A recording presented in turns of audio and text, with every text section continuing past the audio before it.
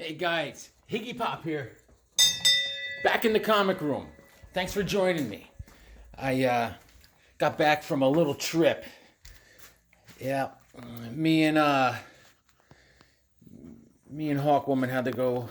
We went to Rhode Island on a little excursion. I'll talk about that in a little bit. But I did have my weekly poll. All right. I was out and about, and I picked up the issue number 4, the Justice Society. All right, this is by Jeff Johns. The story's good. It's good. It's really good. I mean, I think they've been hampered by some delays. It's probably, I don't know, Jeff Johns' fault. Why not? And but it's really good.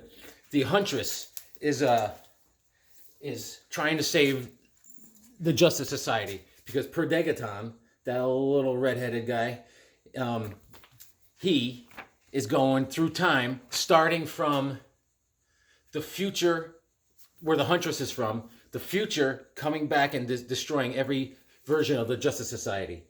But the Huntress, he can't get a bead on the Huntress. She's the only person that he can't figure out what her moves are going to be. She's out of the time loop, and he can't see that. So she is in the present day with the present day Justice Society, and she disrupts Perdegaton's. There he is. That's the Justice Society of today, and she shoots an arrow with her little arrow gun and shoots off his finger. Because what he does is, Perdegaton, every time he sees the Justice Society, his first thing he has to do is take out Dr. Fate of whatever timeline he's in. That's the first thing. And then he takes it from there, and then he ends up killing all the Justice Societies, going all the way down to the past. And now, Helena, the Huntress, also, there's a thing where they're saying Batman, which is her father, Catwoman and Batman had a daughter named Huntress in the future. And so she gets the news from Madame Xanadu that your father, Batman, is going to die. Don't interfere. And that doesn't work because the last page, she's like, hey, Batman, Dad, it's me. I'm your daughter from the future. So we're going to see where this goes. That's issue number 4. I enjoy it, man. I enjoy it. And then I picked up Action Comics 1055. This is all right. It's good. It's good. There's where do I begin with this? There's a lot going on. Superman family. I mean, there's the super twins. Those are the ones he got from Warworld. Little boy and little girl. But all the other super families, like there's a Khan, and there's that Superboy, and they're battling all these androids that are made by Cyborg Superman, and they're attacking Metropolis. So they're busy with that. As Superman and Metallo, they're trying to save Metallo's sister. So he tells Metallo, "Hey, I'm gonna help you." And Metallo's like, "Why would you help me? I've been trying to kill you for years." And Superman's like, "I know how to save you. We got to go find the Eradicator." And the Eradicator will help us take out Cyborg Superman. There's the Eradicator. And it goes on and on, man. There's a lot going on. I'll show you a picture of Metallo, what he looks like. He looks crazy. Crazy. I don't care what dating website he gets on. It's going to be rough. It's going to be a rough road for Metallo. And anyways, they're trying to save his sister, but she's been already taken over by Cyborg Superman to be warped. She's like, I'm ready to kill everybody. And there's a story in the back about Steel and all sorts of stuff. Yeah, Steel. And it's cool. It's a good read. I love it. I'll say I like it. And the other day when I was at that Comic-Con, I just picked up this 96 Conan that I needed. For some reason, I didn't have it in my run. And I forgot how much I love Conan. And I just read this. You know, this is the typical Roy Thomas and John Buscema. But this is when he is with the Black Lion. He is Amra. He's like the lion. Conan, he's going along the the Black Forest, and all the tribes know who he is as the Lion Amra. They call him Amra. And there's another tribe out there. This one guy that runs the tribe. He controls all the jungle life, and him and Conan battle it. But great story. I just wanted to say, man, Conan, you can't beat it. Back in the day, woo! I'm glad I read it. And I needed issue number 14. I never got it as a kid because it was a little pricey. Issue number 14. This is with Elric, right? The Coming of Elric, and this is with Barry Windsor Smith. This is March of '72, and I always wanted it as a kid, but I had to pass it by. You know, I told you the story when I went and bought issue number 2 when I was a kid, and my dad ripped out my spine and combed his hair with it. I have PTSD from that. I don't, you know, but I got a great price on this, and I'm happy. And it's great, man. Barry Windsor Smith. He has some, you know, back in the day, he had some interesting artwork, I'll tell you. You know, but he obviously, we all get better with age, and I still enjoy it. I love it. This was a good read, too. Good stuff. Issue number 14. Classic. I needed it, baby.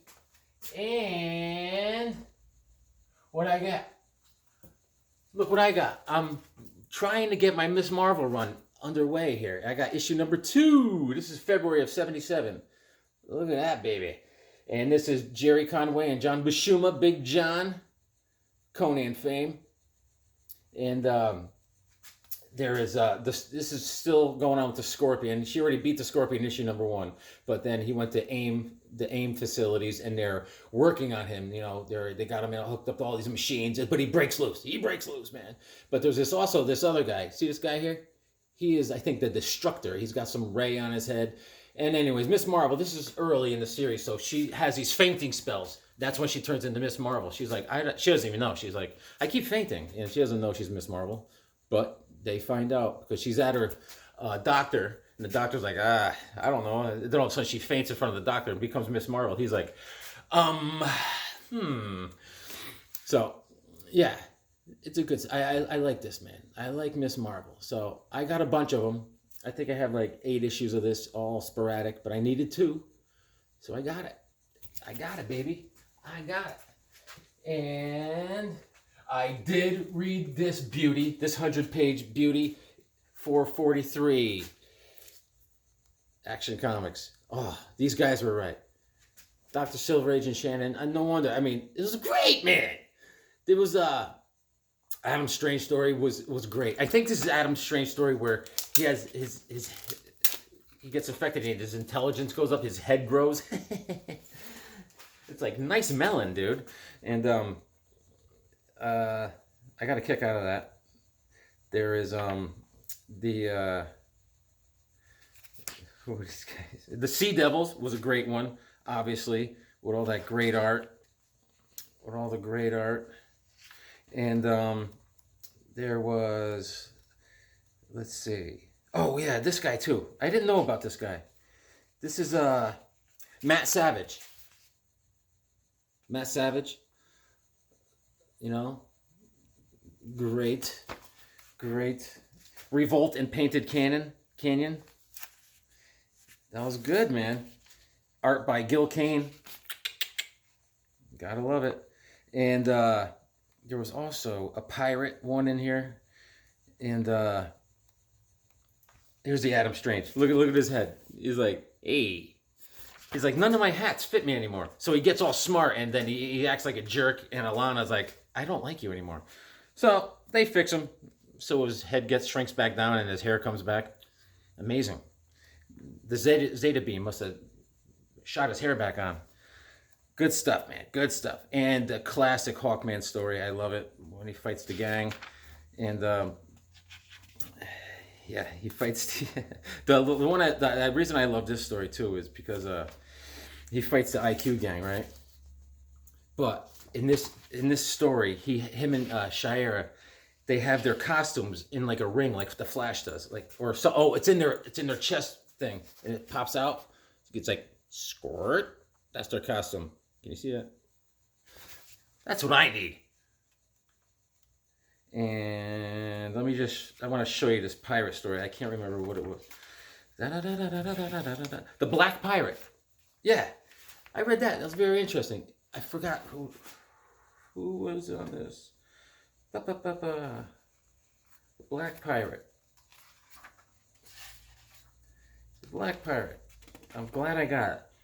And also in the Hawkman, they always have the little they have this thing with the different wings. You know, that's a soaring bird. That's the wings of a short distance flyer. That's the wings of a long distance flyer. And these are the wings of a soaring bird right there. More like Hawkman. And it's great, man. Love it. The Black Pirate. Action in a Spanish castle. Art by Sheldon Maldenoff. All right. It's great stuff. Nice beauty. 100-pager. Thanks, guys. Great recommendation. Great. Look at that cover. Come on, let's take another look. Ba-ba-boom. All right. And I'm going back because lead paint, he had me on the edge of my seat. This guy has great ideas. Lead paint is for you. Rex the Wonder Dog. Whatever happened to Rex the Wonder Dog? Because I was going over DC Presents. This is issue number 35. And he writes me, he chats me, he's like, yo, Jim, what's up? What did happen to Rex the Wonder Dog? I was like, I don't know. Let me find out. So I went back and read it. Good thing I did. So, Rex the Wonder Dog. All right. And this was by Gil Kane on art. And so it starts off with Detective Chimp. All right.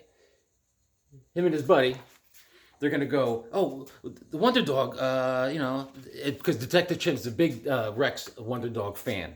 So Detective Chimp, they're like, oh, he's coming to a local circus. But, you know, Rex is getting kind of up in age now, so he doesn't go on any adventures. So he's in a circus act, see him on the high wire, and he's getting old, and he almost loses it on the high wire, but his buddy throws him a rope, and he catches himself, and he's saying to himself, Rex, he goes, oh, I let my buddy down, and this and that. But then someone robs the circus, thieves, and they're taking off. The thieves are taking off, running. Rex and Detective Chimp, they go right after him. These guys, but they jump right on a boat, and Rex and Chimp jump, and they make it on the no. What do? They get in their own boat. They stow away in their own boat, and they follow him, right? And they end up in the Florida, right by Bimini, where Bimini Road is in Florida, and Rex is like, whew, right? And he ends up wrestling an alligator, Rex, to save Detective Chimp.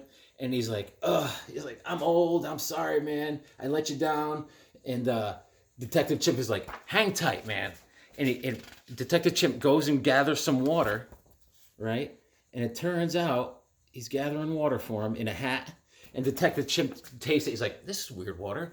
And he brings it to Rex, and Rex drinks it out of the hat. And he's like, wow, I feel great. I feel wonderful, right? And him and the Chimp's like, Detective Chimp's like, yeah, man, I feel great too. And they run around, and they get these guys. They corner them, they attack them, and then they come back, and everyone's happy. And what happened was Detective Chimp went to where Ponce de Leon found the Fountain of Youth, and they drank the Fountain of Youth water. And they feel great, and Rex is back to like when he was a puppy, and he actually goes to the moon. The end. That's what happened to Rex the Wonder Dog. Read your comics; they make you smart. All right, so me and Miss Hawkman, we went to Rhode Island for like a day and a half there, for my nephew, 12-year-old nephew, passed away last year. And he was a fantastic kid. And the school he went to was a great school. They helped out a lot of kids. But they want to honor him. They have a scholarship in his name once a year. And they planted a tree yesterday in his name. And we put some ashes by the tree, and they have a big plaque for my man K-Dog. I called him K-Dog. And he was a great kid. He shined a light everywhere he went, man. This kid is a hero. And all the kids love him. That's why they have the scholarship for him. They say he helped out so many kids there as they helped him. And he's great. He wasn't allowed to play organized sports, but he loved baseball, football, hockey, loved hockey. And we used to play wiffle ball all the time, football. And He loved his aunt and uncle, Hawkman and Hawkwoman, and we loved him. You get calls every time we sit down to eat. You get a phone call from him, and he just scooch. He's a scooch, man.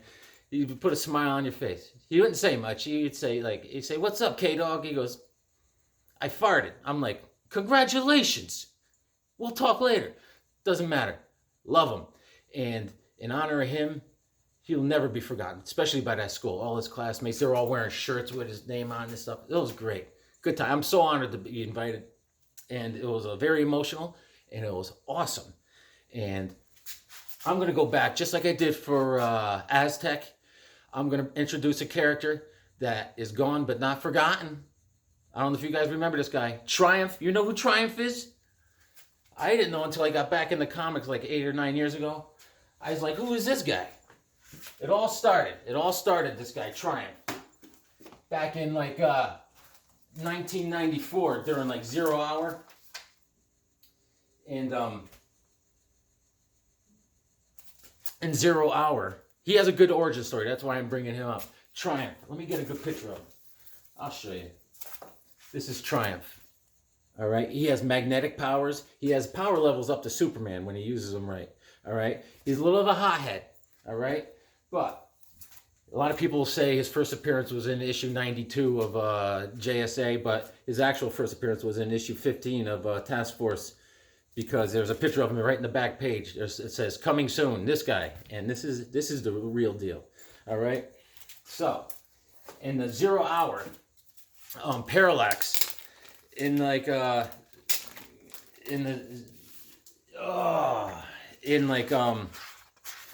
in Zero Point, he gathers these characters. Batwoman, a Batgirl,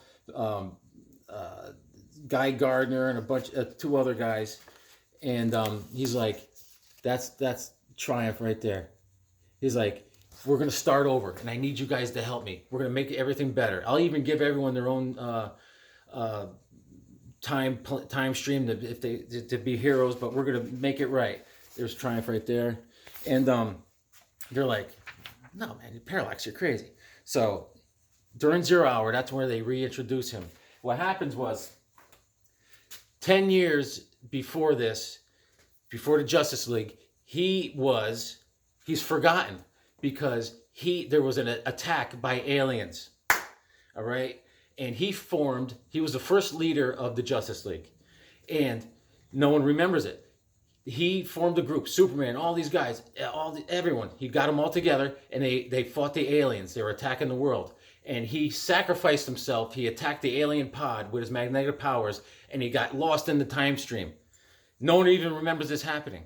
So now, 10 years later, he comes back during Zero Hour, and they were like, he's disgusted. He's got a big ego. Everyone hates him. He's like, these aren't heroes, bah, bah, bah. And so he ends up with the Justice League, all right? And John Jones is running the Justice League, and he becomes, the only friends he has is like the Ray and Gypsy, okay? And he also makes an appearance in Justice League International, and this is issue number 16, Justice League Task Force. This is all during Zero Hour, all right? And Task Force. Now I got to get into his origin story. And John Jones ends up kicking him out eventually. That's John Jones laying a whooping on him, and the Gypsy's like, yo, go easy. All right, let me find this. Hold on. Here it is. I got it right off the hop.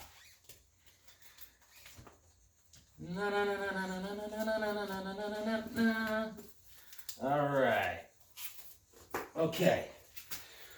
I like the origin story because when he was a kid, his name is William McIntyre. He had his own run, 4-issue run. All right? And now we're in 1995. Okay?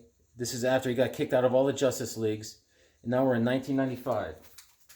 And his father, when he was a kid, his father was working for an evil scientist, Dr. Cobalt. All right? And And so this is the origin story. Mostly Mark Waid invented Triumph, okay? But Christopher Priest has been writing him mostly all through this series, I think. Christopher Priest, yeah. But his origin story is, it's great. This is his father in Dr. Occult. All right? See him up there? That's his father driving the car. And he's like, I don't like this, man. You know, that's the car they're driving. And they're up to no good, right? But the Hour Man, this is all when he was a kid. The Hour Man fights Dr. Occult. Okay? There's Dr. Occult blasting out the car window. He's like, die! And Hour Man they're battling back and forth. Boom, boom, boom, boom, boom, boom, boom, right? And they stop the car. Hour Man flips over the car because Hour Man is awesome. And little Joey, little William McIntyre, he's a little kid. His mom's washing his hair. He's all poor. And he ends up saving Hour Man because they had him hooked up to some magnetic machine, Dr. Cobalt, and he saved Hour Man. And Hour Man said, don't be like your father, make your own path and be a hero. And ever since then, he wanted to be a hero. And he started developing magnetic powers through his teens and stuff, and he became Triumph, all right? And here he is, he's pulling a big battleship with chains. This is how the 4-issue series starts off. It's called The Machine. And he starts his own team because he doesn't get along with anyone else in any other teams. So he's kind of blackballed. So he is running the show. He's got people working for him, all of their headgear. They're like, okay, Triumph, what do we do? And he's like, this is what we do. Assemble the team. And he has a bunch of guys. And it's cool. It's a good 4-issue series. And he breaks up a lot of crime. He's a hero, man. And here he is stopping a train. Look at that. That's my man. All right? He's zooming into action. Triumph. So, stop the train. He's like, train is stopped. All right? That's issue number 1. And part 2 of 4 by Christopher Priest. This is July of 95. All right? And this is issue number 3, August. 90s stuff. And here's issue number 4, the last issue. This is covered by Mark Millar. All right, and let's see how this ended. Yeah, okay, he's fighting the death and life of Dr. Cobalt. So that's where we ended up with the last issue. So Dr. Cobalt is back in action. And so this is him. He's fighting Dr. Cobalt. Little 90s art. And here's his team. They're like, they got all, flying choppers and jets and stuff. He does pretty good with this team. There's the girl on the team right there. I haven't read this in a while. I don't know the details here. But it's a good introduction to Triumph. And, he saves the day. And he takes him out. Takes him out, baby. And it's got the bad guy. He's like, here he is. Dr. Cobalt. No good. And Triumph's adventures continue monthly in the Justice League Task Force. All right. So he did a good run on the Task Force. Task Force went up to at least like issue number 38 or something. And he was Then Grant Morrison introduced him. Okay, I only have this in trade form. There was the picture of the Magic Genie from JSA, from Johnny's Thunder's Genie, an evil version from a different dimension. All right, comes into play, and this is written by Grant Morrison, and he takes over Triumph's mind, and he makes him do some crazy stuff. Let's see. We'll get to it.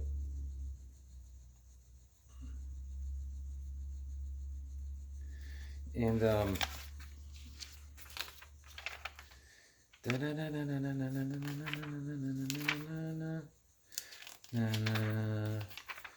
okay, what do we got here? We'll find it. We'll get there.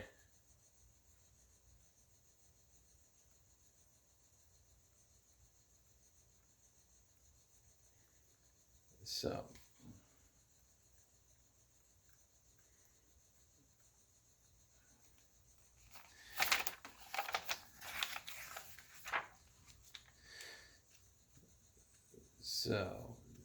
the Crisis Times 5 by Grant Morrison. Okay, now there is the Justice Society and the Justice League are all in this story. It was a great story, and like I said, this little dimensional genie comes in and infects. This is him. He's not purple like our good genie. He's white, and he infects Triumph. There's Triumph right there. Triumph is moping around. He's like, no one remembers me. I originated the Justice League, right? No one even remembers me. So he gets infected. That's it. He gets infected by the genie, and he goes AWOL, and he's more powerful than ever. And he gives them a run for their money. He's making all sorts of craziness happen. Like the whole city's coming to life, right? And the Justice League and the Justice Society are together. And there's Triumph. Look how powerful he is. He's like, hey, what's up, guys? Right? It's him having a drink with Gypsy. And she's like, what's wrong with you? He's like, you don't want to know. And, but there's Triumph. He's like, I'm taking over. He's sitting in Superman's seat. And so now Johnny Thunder's genie comes out, and they're battling. Two genies are battling. And Triumph just punched Steel right through a wall. He's like, get out of here. This is mine. And Triumph is taking apart the whole Justice League headquarters. He's melting all the statues. He's getting crazy, right? And he's breaking up the joint. And as his genie is breaking up the city. So they're trying to figure this out. And what ends up happening is the genies are playing with the planets like bowling balls, right?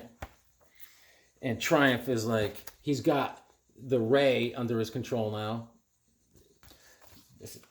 And Gypsy. And now here, he's walking through the watchtower, and there's Batman waiting for him. He's like, I'm going to get you. I'm Batman. And, but what ends up happening is he's battling everyone. Aquaman, the whole nine. He's trashing everyone. The only one that could take him out at the end was the Spectre. All right? He's even fighting Superman. Look at him. Grappling with Superman. And so it's the Spectre comes in and turns him to ice, right? He turns him into ice. And then the Spectre's like, I'm going to hit it with a hammer. Then Zuriel, the angel's like, whoa, whoa, whoa, guy, take it down a notch, will you? We don't do that around here. So they end up putting him in the watchtower, in the museum. All right? But what happens is, a few years down the road, just before one of the crises, before World War III, Justice League, they blow up the headquarters. And guess who's inside the headquarters? The Frozen Triumph. And they're like, whatever happened to Triumph? And they're like, we don't talk about that. Anyways, guys, that's Triumph. That's Triumph. He's gone, but not forgotten. He also shows up in 2008 in like the Trinity with Batman, Superman, and Wonder Woman, and that's like an Elseworld story. It's far out, and he's in there, and he also dies. He saves Tomorrow Woman, sacrifices his life, but that's he doesn't really show up a lot, but he was around. He was the original founder of the Justice League, so they say. Triumph, gone but not forgotten, people.